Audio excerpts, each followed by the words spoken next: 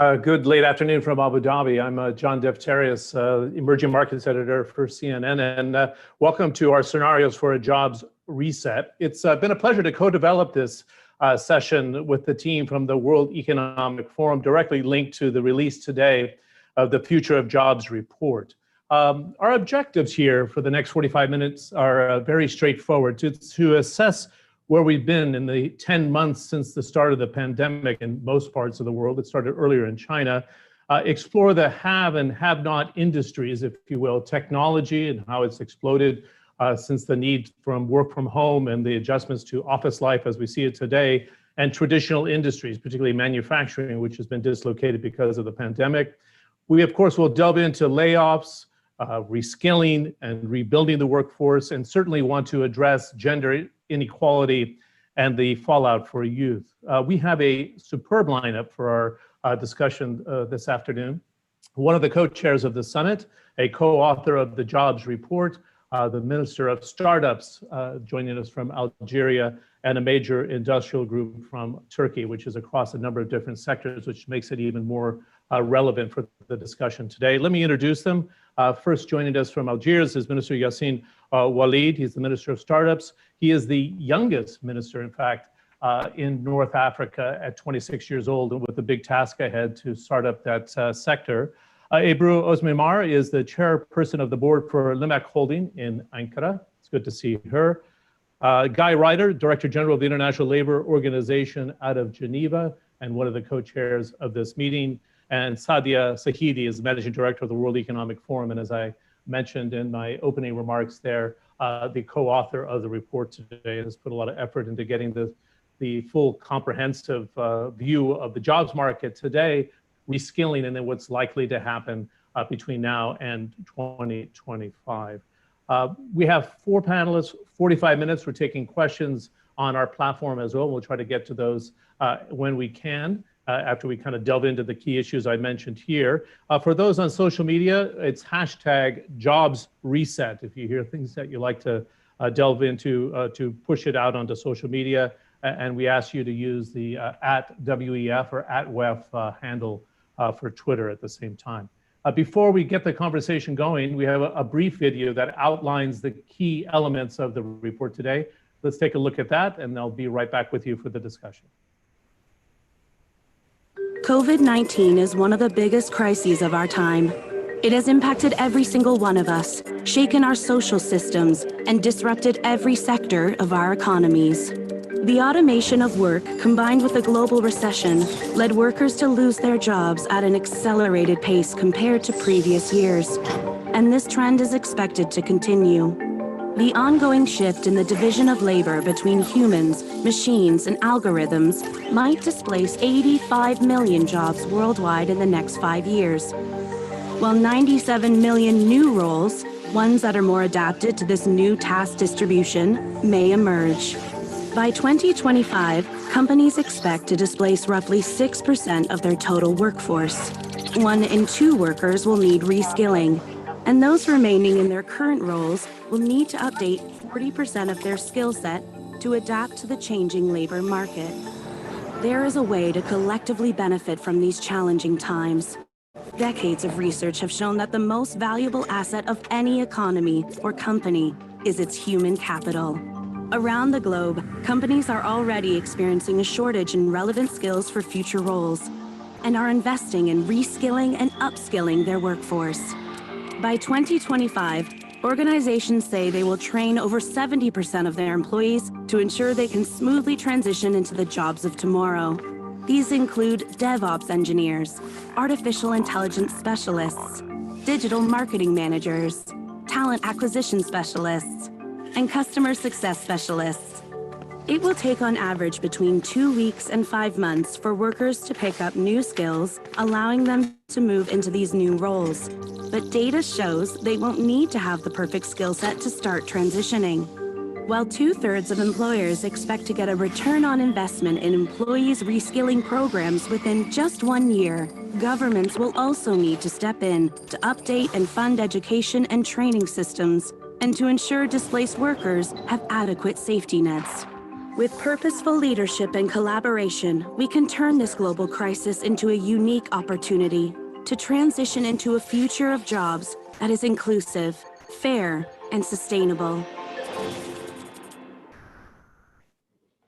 That laid out a number of the challenges ahead and also the opportunities here. It's interesting to see 85 million jobs displaced by 2025 and the ability for a creation of 97 million jobs. But the transition is a painful one as we're feeling in 2020.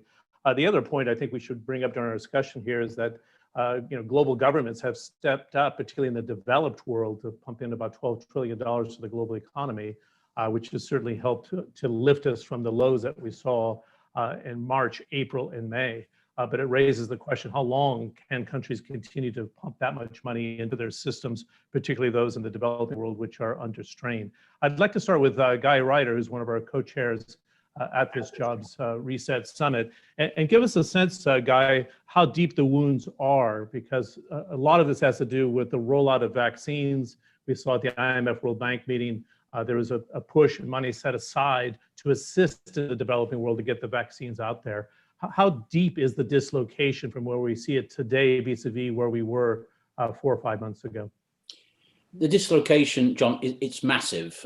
We've estimated a loss of 495 million full-time job equivalents by the middle of this year, a massive hit to income from labor, down by over 10%. And that's why I think it's absolutely vital that we have this discussion about jobs, not after we solved the health emergency, but right now, because we're going to have to build forward from a very, very dark place. And here's the worry, and you've put it there. Yes, some 11 trillion US dollars have been thrown at the economic and social consequences of this health emergency. But frankly, it's been country by country. There has been an absence, I think, of international common purpose in this effort. And that has, I think, to be put right. And the fact of the matter is, COVID-19 comes on the top of a lot of transformational change that was already taking place in the world of work. Technology being the most obvious, but there are others as well. And here's the problem. I think COVID-19 has exposed extraordinarily, brutally, the inequalities, the precarities of people's situations in the world of work. And as we move forward towards this more digitalized future of work, I fear that those could be even more accentuated unless we build in, and this is mentioned in your introduction, issues of equity, issues of social protection, issues of a social contract being renewed. And that hasn't been done up to now. So when I hear the word reset, I like it, because I think it means that we're going to have to approach many of the pre-existing challenges in quite a new way. Yeah, Guy, let me follow up with you quickly here then. It's been disappointing that the International Monetary Fund, the World Bank, the World Trade Organization, United Nations have all suggested we need to move into this multilateral sense to make sure that the developing world doesn't live through this pain much longer than it needs to. But I don't see that collective effort. It's almost a struggle to set aside funds for the developing world where it's been a protection at home mentality. You'd agree with that? I would agree entirely with that, John. That common purpose is not there. And you see it in the funding of economic and social responses to the crisis. We estimate that to bring up the low income and developing country effort to proportionately the same level as that of the higher income countries would require $982 billion to be mobilized. Now that can be done, it can be done, but there seems to be little political intent to do it. And I think, unfortunately, when one tries to look after oneself in these circumstances, one's missing the point that we're not going to get out of this unless we get out of it together. Thanks for that. Sadia, I'd like to talk to you about the double destruction. As Guy suggested here, we've gone through a period of automation already, right? That was a trend that was well underway, and then you layered on COVID-19 as a pandemic. Over the next 5 years, 85 million jobs. It seems very difficult to make a shift and create nearly 100 million jobs at the same time. So I think these are actually somewhat conservative estimates in the sense that they're looking specific at medium and large size companies across some of the largest advanced and emerging markets. I think the numbers could be much greater still in terms of both the disruption and the new opportunities. The critical factor here will be the decisions we make today for the next 5 years. As Guy just said, this is not something that we can afford to wait another year or two, wait for this health crisis to be over. This is the moment to make those investments. And there's two different types of investments that I think in particular come out. There's one which Guy has already called out, which is the coordination that is missing in action, as was said yesterday at the summit. That is required at an international level. But then when it comes to the instruments that are currently being applied within countries that are dispersing funds towards workers, there needs to be more precision. There needs to be focus on the people that are hurting the most.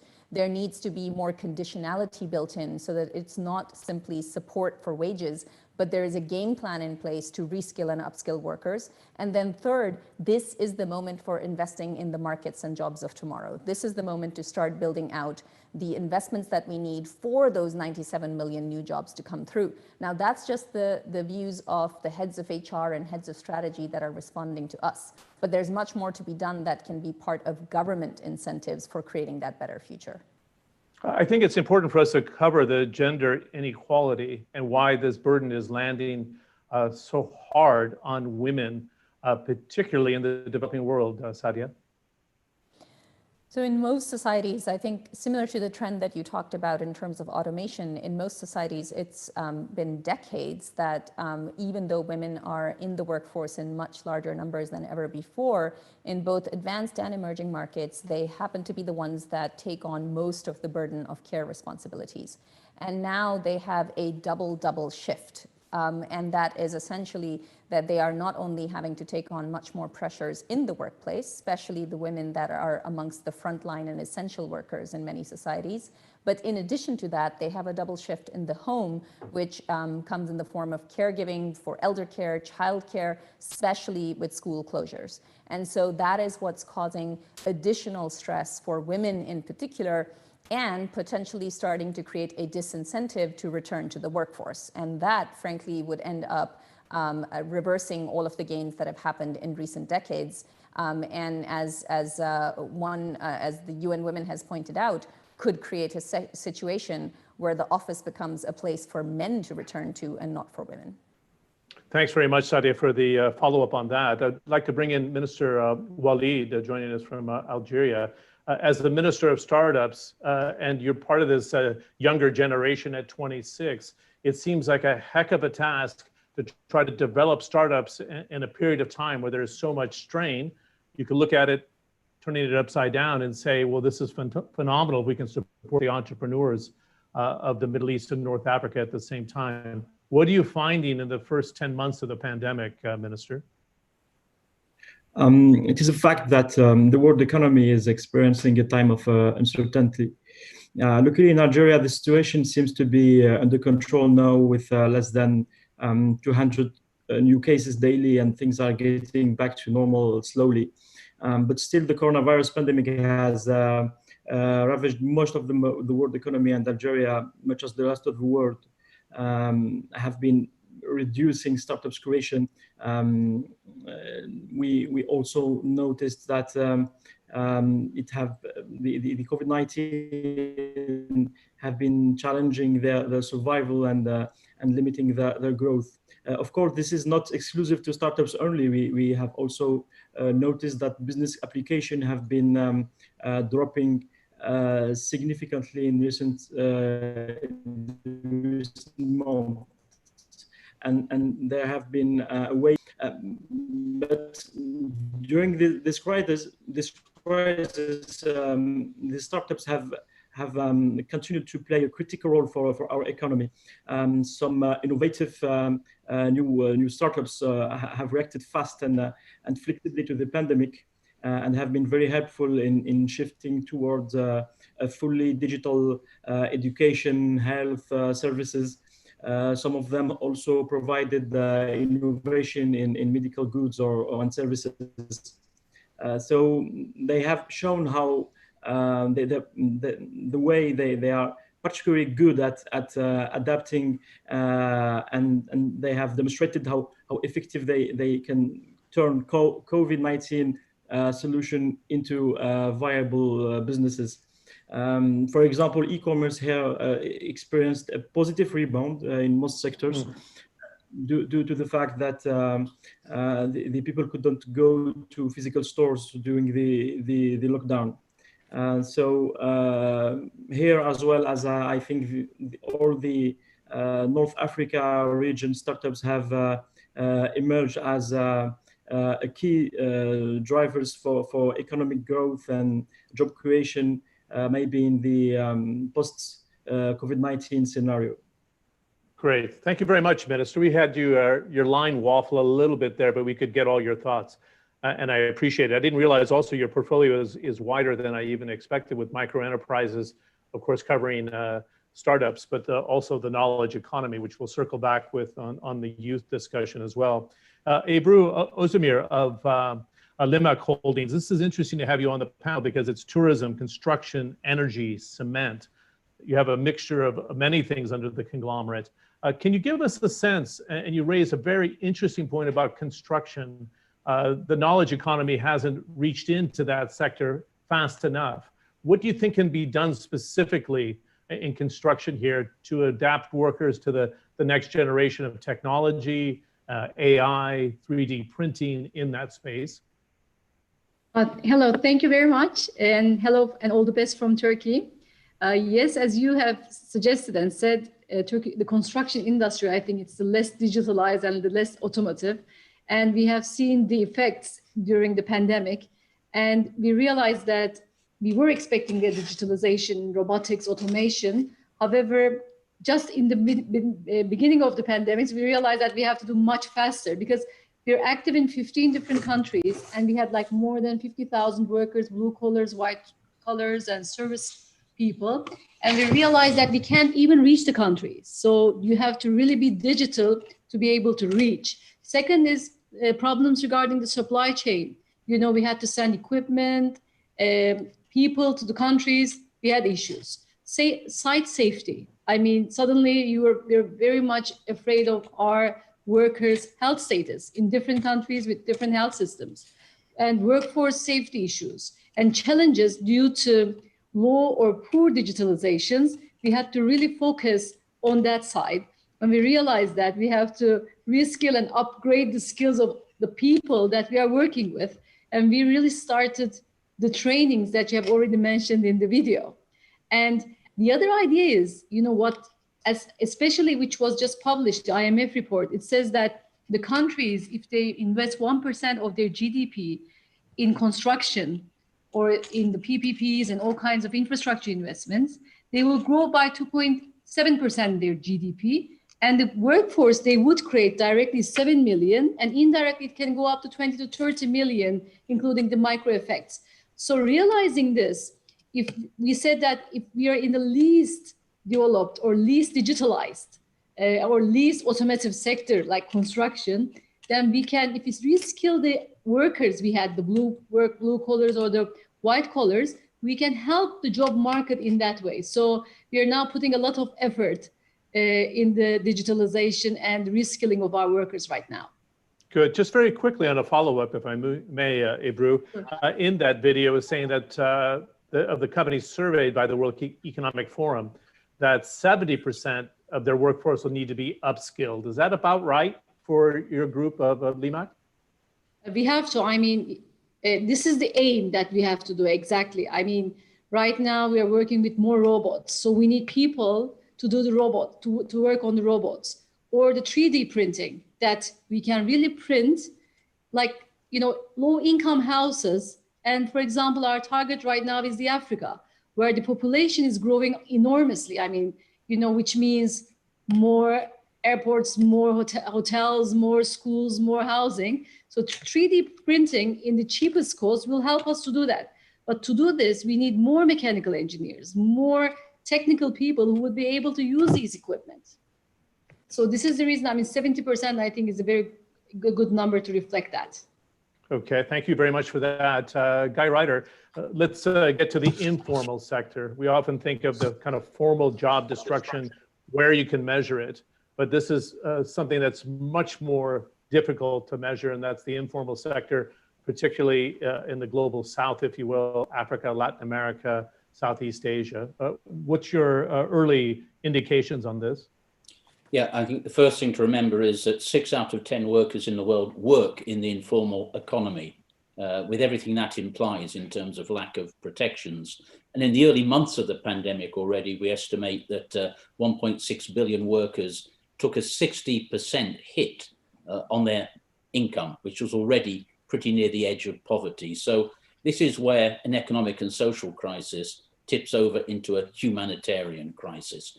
And the message is, well, we've got to help these people through so they're not faced with the impossible choice of going out to work in dangerous conditions or not being able to feed their family. And this is one of the ways that this pandemic has brought to the surface these gaping inequalities and precarities in the world of work. The majority of workers in the world simply have no social protection whatsoever. We've known this, we've lived with this, we've tolerated it. We simply haven't put this right. And now is the moment to do that as part of the reset. And we're going to have to invest in a lot of things. I've already heard excellent cases being made for investing in infrastructure, in health, in education, in care, in the green economy. We've got to invest in social protection as well. And I say all of this knowing, as the IMF tell us, that the world is heading towards higher levels of public debt, up 20 percentage points compared to GDP for the rich countries. We have to ask ourselves, are governments going to step up? Are we going to be able to mobilize the funding to make these necessary transitions in the reset actually happen? Good. I'd like to get your thoughts, Guy, on this, and then Sadia as well. If we pumped 11 to 12 trillion dollars into the global economy to kind of reinflate growth during this crisis, can you redirect the next wave of stimulus to do exactly what you're suggesting, to make it more targeted to the informal sector, to the youth, to women who have been locked out of the workforce? Guy, and then Sadia, I'd like to get your comments as well, please. Yeah, and I take on board what Sadia already said about how to apply stimulus. I'm worried that this debate is now becoming a sort of a binary debate. Those who are saying, look, we can't keep these furloughs, we can't keep these systems going much longer. It's time to put the zombies out of their misery and move on to the future. But, the point I would make, John, is, put it in cinematographical terms, there's a big, big distance between the land of the living dead and the brave new digital world that we want to get to. And here, we really have to work together intelligently with these issues of equity and inclusion very much in our minds to get where we need to be. I don't see that happening yet. I don't see the political focus on these issues, but it is perfectly possible and it needs to be done. Sadia, I was going to ask you to follow up, and we have a question from our audience as well that's combined the two. Is there a need for a more social push to make companies invest more? That sounds impossible, but drastic times require drastic measures. So we can funnel this in the right direction in the pickup of the conversation with Guy. Go ahead, Sadia. Yeah. First, let me pick up on that earlier point. It has to be both. We do have to provide support, social protection, safety nets to workers in today's jobs, even if there is a very clear sense that these are industries that are on the decline, even if these are roles that will be redundant later, there has to be that support. There is no other way. Otherwise, we're looking at a social crisis that we will not be able to come out of. And at the same time, there does have to be that investment in the reskilling, in the upskilling, in the training that's required, in the investments into the jobs and markets of tomorrow. So it will have to be both. And I think that's where this is a moment of reckoning for global leadership. Now, to your question on can companies do more? So one element that I think was very interesting coming out of the report, 2 out of 3 companies find that there is a dollar return on investment from reskilling and upskilling within 1 year. right? So this is not about a hypothetical case. This is about an actual return on investment that they can tangibly see on their balance sheets. So there is a business case to be made for most firms to do much more in terms of reskilling and upskilling. The problem right now is that they're taking generally very short-term decisions because of the economic downturn. They're doing this in most cases based on quarterly results and not because they will get that return on investment. So that's one element that has to change. A reminder of stakeholder capitalism, why it matters. The second element is governments here can provide better incentives. So it doesn't have to be support schemes that don't take into account what happens next to the worker. There can be incentives and conditionalities built in that require companies to provide more support. And third, now this will not be the solution for the broad blue-collar workforce, this will not be the solution for informal workers, but where the solution exists, we do have to provide it, and that is online learning and retraining. What we found is that already workers themselves have noticed what this current moment requires. There's been a fourfold increase in workers taking their own initiative for online learning and retraining. We saw a ninefold increase from governments wanting to offer those programs and a fivefold increase on the part of employers to use online learning and retraining. So let's use the solutions that we do have. Great. Let's bring in Minister Walid again from Algiers. Minister, do you find it as a trend within Algeria where companies are saying, I need the government to do more, and your budgets are under strain? You're a major oil and gas producer, particularly the latter, and prices have been low. So is it realistic to think that countries like Algeria, the governments can't step up any more than they're doing right now to address the jobs crisis that we're in?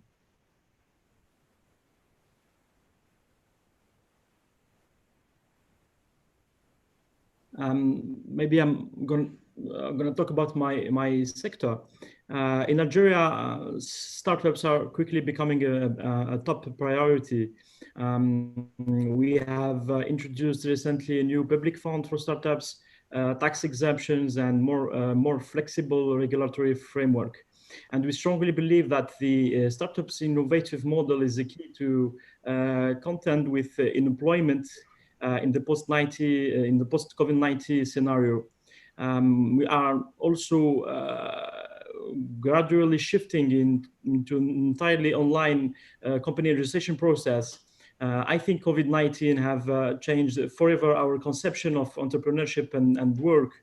And this is very important for us because in Algeria, as you know, the economy, as you said, is mostly based on oil and gas. But paradoxically, we have also a very innovative youth, and startups are, as I said, becoming a very important priority for the government. And speaking about the employment, the employment rates for 2019 were 11%, with a general declining trend since many years. And so they have been some maybe alarming projection that the severest social distancing measures have been were maybe in July, and is I think now behind us. So we hope that by the end of the year, the employment rate won't decline too much. And as I said at the very beginning, things are slowly moving back to normal with COVID-19 cases, new cases, less than 200. I think we have been doing a pretty good job at social distancing and at controlling the COVID-19 spread. So the actual government program is going at a very normal speed since July. Okay, very good. Minister, I just need you to shorten your answers a little bit because the line is not that great. So it's kind of straining your system. So I'll come back to you in just a little bit. Ebru, I wanted to get another question from the audience watching today, and that is, how open is the construction industry, and you own tourism properties as well, how open is the workforce that you're dealing with to reskilling? Do they have the education skills to leap in and be reskilled in the time frame that the World Economic Forum suggested in the report? Currently, we have our work staff is like 90% Turkish, and also they're young, because in the construction and the tourism industry, we have very young population of men and women, and they're really open to reskilling because they read and they're like always on the social media, so they see where the market is going. So actually, the demand is coming from the workers as well to be reskilled, or we get a lot of information from them to show us how they do it better. Because when we locked down, we had to work in isolated construction areas during the lockdown. So what we basically did is we closed down and isolated the whole construction sites, wherever we are, in Kuwait, in Saudi, in Turkey, and we didn't leave them out for 3-4 months. So this is the reason it was not an easy way to work, but this was the only way to really protect them, and they understood it very well. And a lot of new ways of doing business or new techniques, because we were mostly in the engineering, they come to us. The hotels were closed at that time. We reopened it. And after the reopening, we still received a lot of options or a lot of suggestions from them as well. You know, for example, to give you an idea, we have built like 500 megawatts hydropower plant. Normally, we're supposed to do the commissioning by bringing like 10 engineers who are super talented or super experienced in that field. However, because of the lockdown, we couldn't. We only found one. However, the whole commissioning of these crazy big, generators, we did is online. I mean, normally at normal conditions, nobody in the company would take that risk. But we were very successful, and we even completed the whole commissioning process earlier than we envisaged. So, and I'm thankful to everyone who worked out there. So I think that we will be more effective. And the thing is, the pressure is going to come from the workforce. Okay, thanks very much for the answer there, Ebru. I think we need to hone in here, if we can, on the youth. I've seen surveys that are suggesting, college graduates or those coming out of technical college will see their wages offered 10 to 20% lower, and you lose a decade of earnings, if you will. Sadia, what are you finding in the feedback from your surveys here? How much of a setback is it for the youth as a result of the pandemic? Does it last a decade or longer? Yeah, I think there's a mixed picture. I can certainly share what we have in the report, but I think we also have to take into account that the report is offering the view of medium and large size companies in large, advanced, and emerging markets. And that gives you a very specific picture. And those companies are, to some extent, creating a disadvantage for youth because they're going for keeping more of their experienced workers. Now, that's not necessarily to say that there aren't older workers who are at the same time across other sectors of the economy and other types of firms losing their roles and actually finding it very hard to find the necessary reskilling and upskilling to be able to jump back into the job market. So I think there's a nuanced picture. We certainly find from the companies that we were able to get data from that it's the youth that are at a disadvantage, and it's slightly more experienced and older workers that are actually able to retain more of their roles. That's interesting. Does that surprise you, in fact, that the older members with experience can retain the roles? So it plays to my point that the youth is going to pay a disproportionate price for this, Sadia. Yeah, I mean, again, I think this is because companies are in general under the economic stresses that they're under, having to take very short-term decisions when they're laying off workers or downsizing certain parts of their businesses, they're keeping specific workers who do have a little bit more of that experience and not necessarily some of their broader workforce. And again, that is a pattern from specific sectors. Now, it depends. That's the average. When you look at the healthcare sector, actually there's almost none of the healthcare firms that are responding to us that they're saying that they're planning to do any layoffs. Very different when you look at agriculture, very different when you look at financial services, et cetera. So we were able to build a sectoral outlook, but on average, yes, this is slightly more disadvantageous for youth. It is surprising to some extent because youth are at the same time, one would think, ready to upskill, reskill, and move into new roles. But again, I think it's because not enough companies are making that kind of investment. That said, when you look at the broader outlook, when you look at the broader numbers, it depends very much on the type of industry and type of country. Okay, another question that we've had come in from our platform here, Guy Ryder. We're starting to see governments trim back wage supports, and it's been a huge debate on Capitol Hill, as we know, with the $2.2 to $2 trillion package. The US Senate wanted something lower. But the difference for the average American, for example, just using that as the largest economy in the world, is $300 a week versus $600 or even more. Is there a risk here you pull back and you really cause a shock when those subsidies are pulled out for the average American or anywhere else in the world? Yes, I think we got sort of two reactions from governments. We've seen the US one, which contrasts with the European one. So Europe has tried to retain people in their employment, keep them connected to their companies. And the US position has been, well, just put money into social security. But either way, and there's merits to both of the paths followed, we're at a situation now that if governments do pull back, either because resources are becoming limited or because they think it's time to move people along, I think we can expect quite a violent spike in open unemployment in the weeks and months ahead. And that is a really very dangerous situation. It's what I was saying earlier on, getting from where we are now to where we want to be. It's a long and difficult transition. And I would beware of just letting people go now, hitting the cliff, as it were. And would you allow me, John, just to say a word about young people as well? There are four hits to young people. One, they never recovered from the 2008 crisis. Secondly, education and training has been massively disrupted. Thirdly, young people have been ejected from their existing jobs when they had them on a more than proportionate level to other workers, 1 in 6 young people.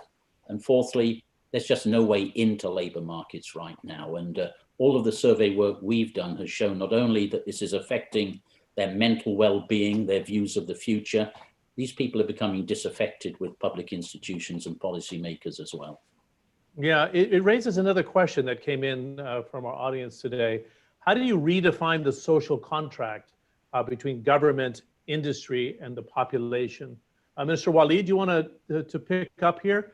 In a developing market, how do you define the social contract post-COVID-19?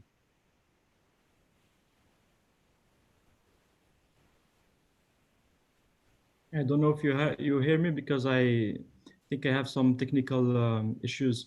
The things are a little bit complicated here in Algeria because due to the political situation last year, we have very many expectations from the society, and many people here in Algeria are waiting for the government to have a more sustainable economy because, as you know, oil and gas have been dominating the national economy for years. So things are pretty complicated here, but the most important thing is that there have been some positive impacts from the COVID-19 because we have really been amazed by what young people have been doing to help the government to find innovative ways to maybe control the spread of the coronavirus. Algeria is the country that did maybe the best job in the region when it comes to controlling coronavirus spread, and we are rebuilding our economy, and things I think have been pretty exceptional here. But as you mentioned earlier, it is not easy to maybe face the social pressure when you are in a situation where you have to rebuild an economy and to fight a pandemic that is this hard and this unique in our era. Okay, thank you very much for that. A question, Sadia, for you. Do you think this idea of offshoring because of the pandemic is just gone? It's a question that came in. Do you see the shift from the developed to the developing in an effort to try to save money, help the developing world? But I think that would be kind of a political suicide for any company that embarks on that at this stage. What do you think? I'd sort of take the flip side of that question. I think for most economies, they have to rethink their development model. They no longer can be competing on the basis of cheap, unskilled labor. They need to think very differently and very seriously about the kinds of human capital investments they make, because in the future economy, whether it arrives in 2 years or whether it arrives in 5 years, it will be critical that people have the skills that they need to be able to contribute to their economy's growth, to be able to make a more sustainable planet, to be able to have more inclusive societies. There is no other way out. So I'd take the sort of the flip side of that question. I think that's how governments will have to think about their future growth. Good. And Ebru, how do you build a more resilient labor force in your company, but in the context of Turkey, which has been a fast-growing market, nearly 80 million consumers? What's the next steps to make it a more resilient labor market so you don't go through these crazy ups and downs because of the pandemic? You know, in Turkey, in the work that we do, and we're active in 14 different countries, we do export also a lot of people or staff to the countries that we work. So basically, the way that we work has been changing, especially in the construction sector, where we are becoming more, as you suggested, more, I would say, automatic, we use more robots, we are more digitalized. So we need people who are more skillful in these aspects. So I cannot be able to send just like a blue collar person who can just do regular work. This is the reason we started to equip our personnel here in Turkey, which will be more resilient, more skillful to do the jobs in a more higher, I would say, quality. So this is very important because Turkish construction sector is actually now a world brand. And the Turkish construction sector is resilient because we have people, staff at every level, at engineer level, technical level, blue collar level. For this reason, now we see we are more digitalized, although we were the least digitalized before. We need more people who are more skillful. So this is the reason we are really putting a lot of trainings right now to make them skillful before we send. And currently the lockdowns are still in power. So to most of these countries, they don't accept our workers yet. So this causes some, workforce levels decrease. But this is the aim. Right now, we are using this time to create more skillful workers or engineers. Sadia, we went from kind of 0 to 100 kilometers an hour when it comes to e-learning. We've been talking about it for the last 2 decades. I think in retrospect, people would say we were slow off the mark because it was a shock to the education systems, east, west, north, and south. What do we need to do now to advance e-learning to reskill our workforces? Does the priority need to change with that investment as well? So one element that has become very clear is what we need is a sort of universal adapter. We need a common skills taxonomy that is recognized by the learning platforms, by employers, by governments, and that allows for much more rapid training and reskilling. And we move away from a system that relies only on degrees and diplomas, but actually starts recognizing some of this learning as learning that should be valued in the labor market. That's actually an element we're going to try to start building a coalition around and launch tomorrow. So that's one critical point. And John, while I can, maybe let me just add one other element because the social contract question came up. And I think you've heard this from Guy as well, but one critical element of that will have to be a social protection floor, establishing funds around that, and ensuring that that becomes not a hypothetical, not something that we've been talking about for decades, but really something that is now taken seriously, because that is a fracture that has been exposed across all societies due to the pandemic and what's happened today. Okay, I'll ask our co-chair then, Guy Ryder, to give us the final thoughts in a minute. I talked about the social contract. How about the safety net then, Guy? Because it get worse before it gets better because of the lack of stimulus probably in 2021. What's your final thought? Yeah, I tend not to talk about a social safety net. It is not the phraseology which I think captures the need very well. Social protection should be a right, but it is certainly the most effective lubricant of transition and change that we can bring about. If you're asking people to retrain and upskill to move from where they are to where they need to be in the future, you do need to assist with this social protection process. Can I also say on education and training, whilst subscribing to what's just been said, I think also we need to understand that connectivity around the world is very different. If we're going to rely heavily on technological mediation of education, we have to worry about the digital divide. And we should also recognize, I think, and the experience of COVID-19 has highlighted it very, very clearly, that by and large, education cannot be a do-it-yourself activity. You know, the teaching profession, the helping people along and orient them is really important if we're going to make this work. Okay, thank you very much. What an excellent panel. I appreciate our audience sending so many questions. We tried to address as many as we could in our 45 minutes, but I think we did so effectively. Minister Yacine Walid from Algeria, it's a pleasure to meet you. I wish you the best of luck in the portfolio. Ebru Ozdemir, the chairperson of the board for Limak Holding, thanks for the comprehensive look at the construction sector and tourism and the work you're doing. Our co-chair, Guy Ryder from the ILO, and Sadia Sahidi, who's the co-author of the report and a managing director from the World Economic Forum. Really superb interventions today, and also for the questions from the field. My thanks.